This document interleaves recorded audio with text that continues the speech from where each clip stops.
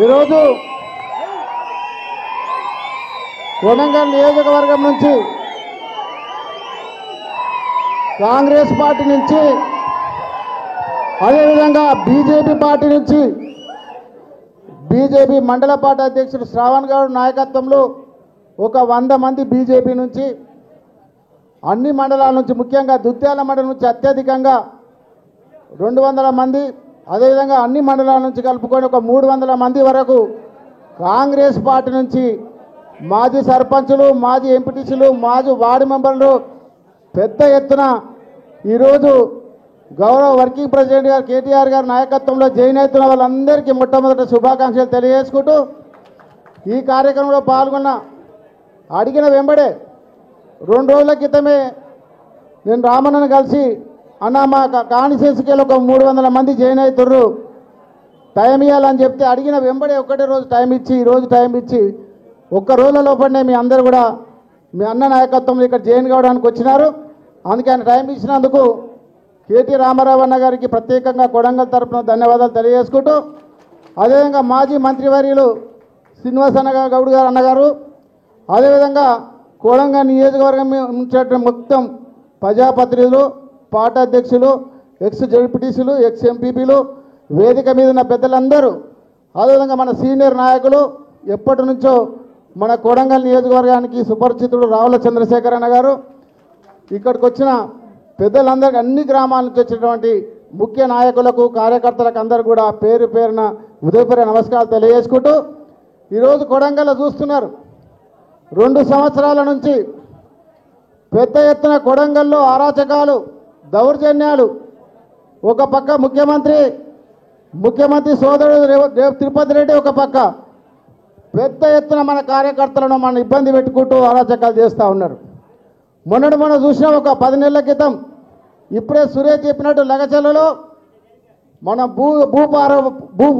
ఫార్మసిటీ కోసం రైతులకు భూ పోరాటం గురించి ఒకసారి మద్దతు తెలిపినాం. మనం రైతులకు మద్దతు తెలిపినందుకు అక్కడ ఫార్మసిటీ ఇవ్వాలని చెప్పి అతను అల్లుని కోసం కంపెనీలు పెట్టాలి అల్లుని గురించి పెట్టాలని చెప్పి ఒక 3000 ఎకరాలు సేకరించాలని చెప్పి అక్కడ ఒక ప్లాన్ చేసి లగచర్లలో ఫార్మసిటీ పెడితే దాన్ని అక్కడున్న రైతులందరూ అడ్డుకున్నారు. తాండవల్ల రైతులు కానీ పేద రైతులందరూ కూడా ఎందుకంటే ఒక ఫార్మసిటీ వస్తే ఆ ప్రాంతం అంతా పొల్యూషన్ వస్తుంది. కొడంగల్ అంటే పచ్చగా వ్యవసాయం చేసుకొని పంటలు పండించే రైతులు ఉంటారు అక్కడ.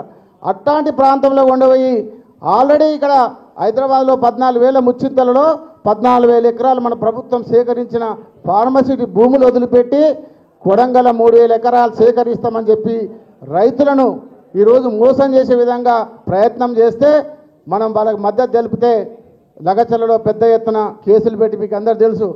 లగచర్లలో ఉన్న రైతులు అమాయక రైతులు లగచర్ల కానీ పోలేపల్లి కానీ అక్కింపేట కానీ రోడ్డిబండ తండ రైతులందరూ కూడా సుమారు 80 మంది రైతులతో పాటు నన్నందరినీ కూడా జైల్లో పెట్టినప్పుడు మన రామన్న గారు ఒక కుటుంబ సభ్యునిలాగా ఒక అన్నలాగా సొంత అన్నలాగా మనకు అందరికీ అండగా ఉండి ఇక్కడ నుంచి ఢిల్లీ వరకు పోరాటం చేసి వాళ్ళని జైల్లోకి వెళ్ళి విడిపించే వరకు ఎంబడి ఉండి మీకు అండగా ఉన్నాడంటే ఆ రామన్న గారు ప్రత్యేకంగా మనందరి తరఫున మీకు రామన్న గారు ధన్యవాదాలు తెలియజేసుకుంటున్నాను.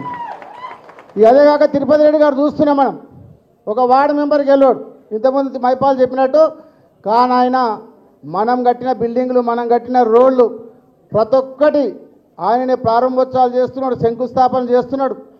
అంబేద్కర్ రాసిన రాజ్యాంగాన్ని పక్కన పెట్టి రేవంత్ రెడ్డి రాజ్యాంగం కొడంగల్లో నడుస్తూ ఉన్నది. దానికి కలెక్టర్ ఎస్పీ కూడా బోకేలిచ్చి స్వాగతం పలికి ఇనాగ్రేషన్ చేపిస్తూ ఉన్నాడు. అంబేద్కర్ రాసిన రాజ్యాంగాన్ని అవమానపరుస్తున్నారు. ముఖ్యమంత్రి గారు నీకు దమ్ముంటే మీ సోదరునికి ఎమ్మెల్సీ పదవి ఇచ్చుకో రాజ్యసభ సభ పదవి ఇచ్చి ఒక ఓపెనింగ్ చేపించాలి తప్ప ఏ పదవి లేకుండా మీరు రాజ్యాంగం అంబేద్కర్ రాసిన రాజ్యాంగాన్ని అవమానపరచుకుంటా ఆ విధంగా చేయడం మంచి పద్ధతి కాదు. ఇప్పటికైనా మార్చుకోవాలని చెప్పి నేను హెచ్చరిస్తున్నాను రేవంత్ రెడ్డి తిరుపతి రెడ్డి గారికి.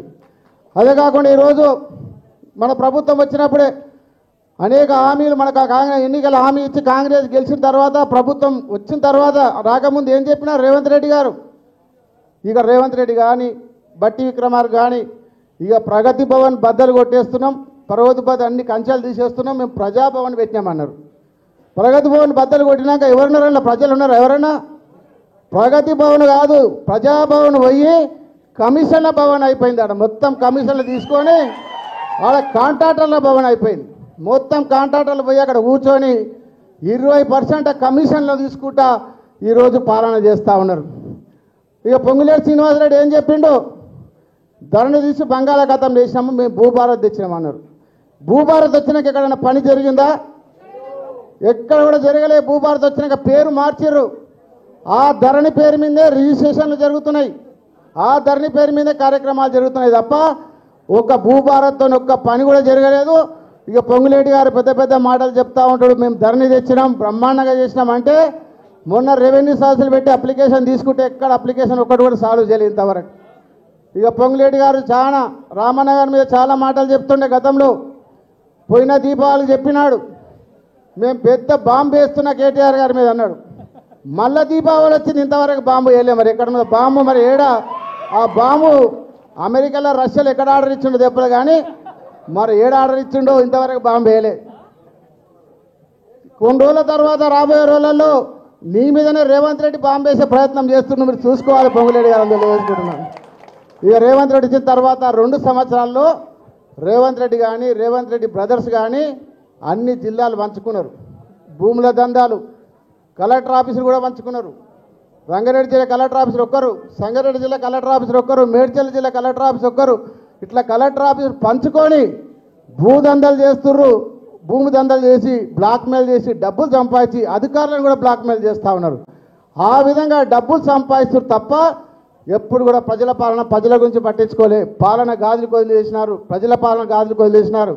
ఇక రేవంత్ రెడ్డి గారు కానీ మంత్రులు ఏం చేస్తున్నారంటే, మన మాజీ ముఖ్యమంత్రి కేసీఆర్ గారు కట్టించిన సెక్రటరియట్ల, మనం కట్టించిన కమాండ్ కంట్రోల్ బిల్డింగ్లో వాడుకుంటూ ఇక్కడ సమీక్షలు చేసుకుంటూ మంత్రులు ఏమో సెక్రటరియట్లో కూర్చుంటూ మనం కొనిచ్చిన ల్యాండ్ క్రూజర్ కాళ్ళల్లో తిరిగి విహారయాత్రలు చేస్తున్నారు, ఎంజాయ్ చేస్తున్నారు తప్ప ఎవరు కూడా ప్రజాపాలన పట్టించుకోలేదు. ఈరోజు మన ప్రజలు చూస్తే గాలికి వదిలేసినారు.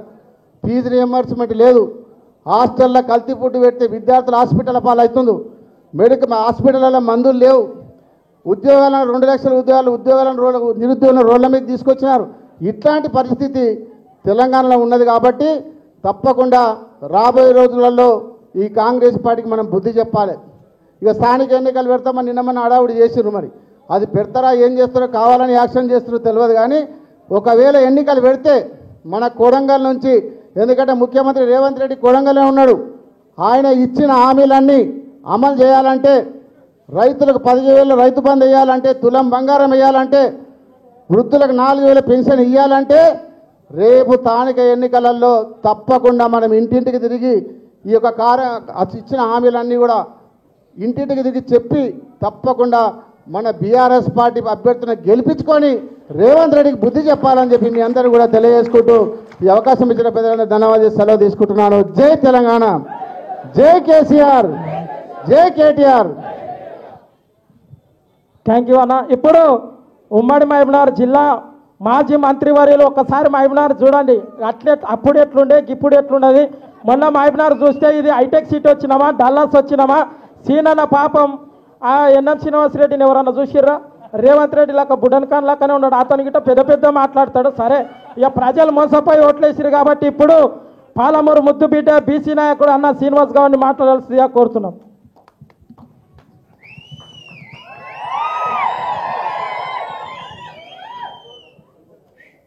సభ నిర్వాహకుడు మైపాల్ గారు, గౌరవనీయులు, మన అందరి ఆశాజ్యోతి తెలంగాణ